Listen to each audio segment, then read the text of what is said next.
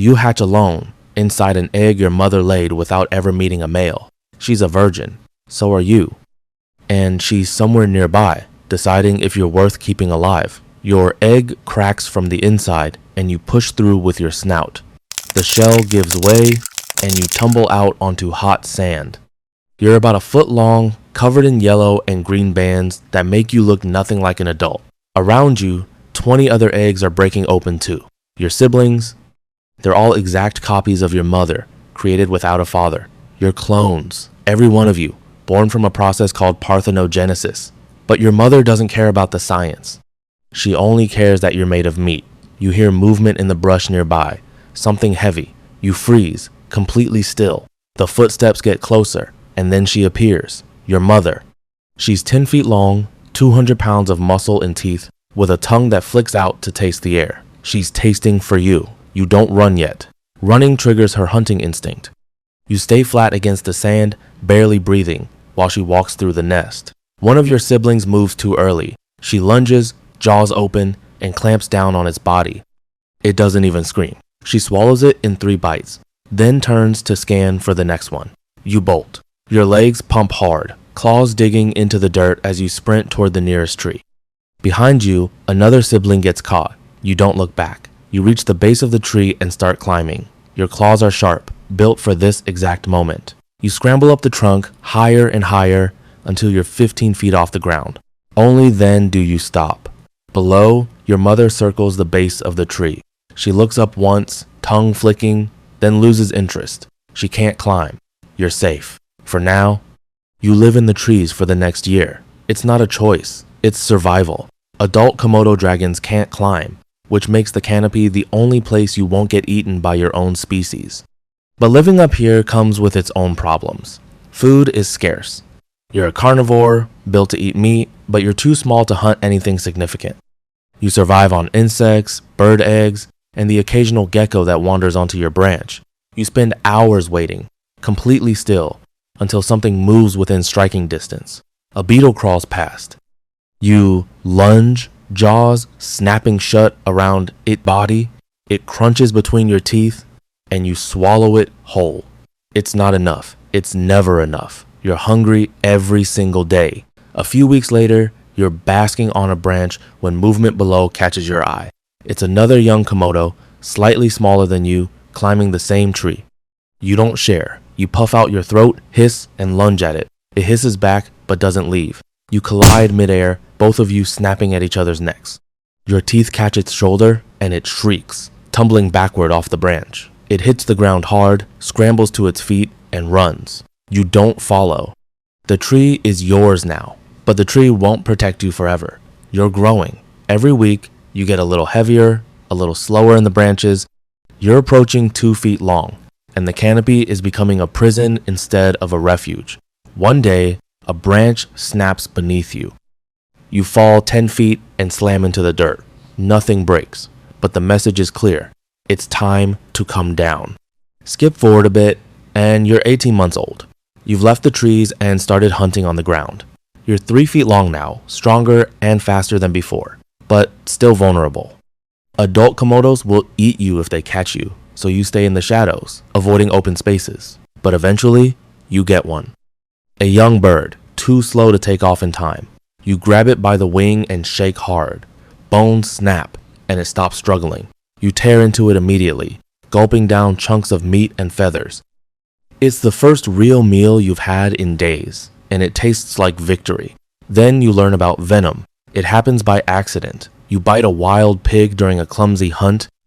You don't kill it, don't even slow it down much. It runs off, bleeding, and you're too tired to chase. But you remember where it went. 2 days later, you find it lying on its side near a stream. It's still alive, but barely. Its leg is swollen to twice its normal size, and its breathing is shallow. You didn't know your bite could do this. Your saliva carries venom, proteins that prevent blood clotting, and send the victim into shock. The pig is dying slowly, poisoned by you. You walk up to it and start eating while it's still breathing. It doesn't even fight back. This becomes your strategy. You don't need to kill. You just need to bite and wait. One day, while feeding on a deer carcass, another Komodo appears. It's older than you, maybe 5 feet long, and it walks straight toward your kill. You stand your ground, hissing, throat puffed out. It doesn't stop. You lunge at it, jaws open, trying to look bigger than you are. It swipes at you with one clawed foot and sends you sprawling. You get up, hiss again, but it's already eating. You back away slowly. You're not big enough to defend a kill yet, not against another dragon. Skip forward again, and you're 5 years old. You're 6 feet long and 80 pounds. You're not small anymore, but you're not dominant either. You're somewhere in the middle, competing with dozens of other dragons for every meal. You're 10 years old now. You're 9 feet long and close to 150 pounds. You're strong enough to defend kills, strong enough to take what you want. One day, you smell fresh blood. You follow it and find a younger Komodo, maybe 4 feet long, feeding on a monkey. You don't announce yourself. You just walk up and bite it across the back. It shrieks and runs, trailing blood. You take the monkey and eat it in 4 bites. This is how it works now. You're not the biggest, but you're big enough to take from the small and avoid the large.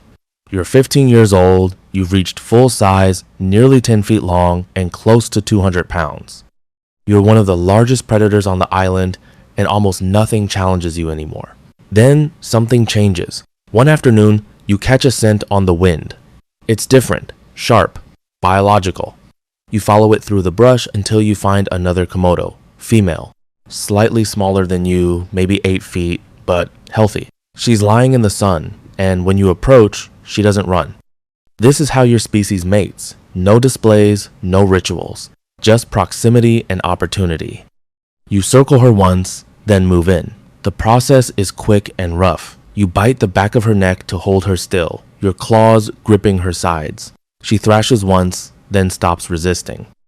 It lasts a few minutes. When it's over, you both separate immediately. She walks off without looking back. You don't follow. There's no bond, no partnership. You'll never see her again, and you don't care. But here's the thing. She didn't need you. Komodo dragons can reproduce without males. Females can activate their own eggs through parthenogenesis, creating clones of themselves. It's rare, but it happens, especially when males are scarce. You don't know if she'll use your genetic material or just make copies of herself. Either way, you're not involved, you played your part, and now it's over. You're 20 years old, you're in your prime, you're the apex predator here, and everything else knows it. This is your life now. Eat, fight, survive, repeat. You're strong, experienced, and ruthless. You have no predators, nothing hunts you, but that doesn't mean you're safe. You're 25 years old, and your body is slowing down. You're still large, still dangerous, but you're not as fast as you used to be. Hunting is harder now. You miss more often than you catch, and when you do catch something, younger dragons show up to challenge you for it. One day, you bite a wild pig. It's a good bite, deep in the leg. You follow it for 2 days, waiting for the venom to do its work. You finally find it collapsed near a stream. You approach, ready to feed, but you're not alone. A younger male, maybe 8 feet long, is already there. He looks up at you, blood dripping from his jaws, and doesn't move. You hiss. He hisses back. You lunge at him, but you're slower than you used to be. He sidesteps and bites you across the face. Your eye explodes in pain. You pull back, blinking blood, and realize you can't see out of it anymore. The younger male returns to the pig. You stand there for a moment, then turn and leave. You don't have the strength to fight anymore. Over the next few months, your condition worsens. The wound on your face doesn't heal properly. Infection sets in, and your vision on that side is gone permanently. You start losing weight, hunting becomes nearly impossible. You survive on scraps, whatever carrion you can find before someone else does. You're starving, weak, and alone. Then one day, while resting under a tree, you smell something approaching. Another Komodo, younger, stronger. It walks up to you slowly, testing whether you'll react. You try to stand, but your legs won't support you. You collapse back into the dirt. The other dragon circles you once, then bites down on your hind leg. You don't fight back. You can't. It drags you a few feet, then starts eating.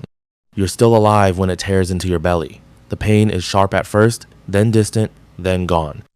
Your body is left where it falls.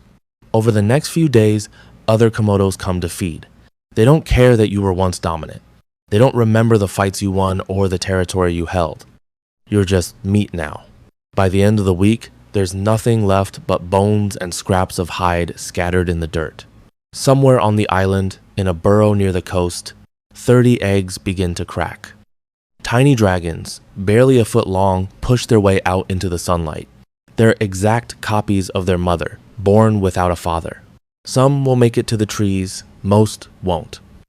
The ones that survive will grow, fight, hunt, and eventually die the same way you did, alone, forgotten, eaten by their own kind. Life as a Komodo dragon might be rough, but there's another animal out there that has it way worse. Trust me, it's wild. Check out the video and see for yourself.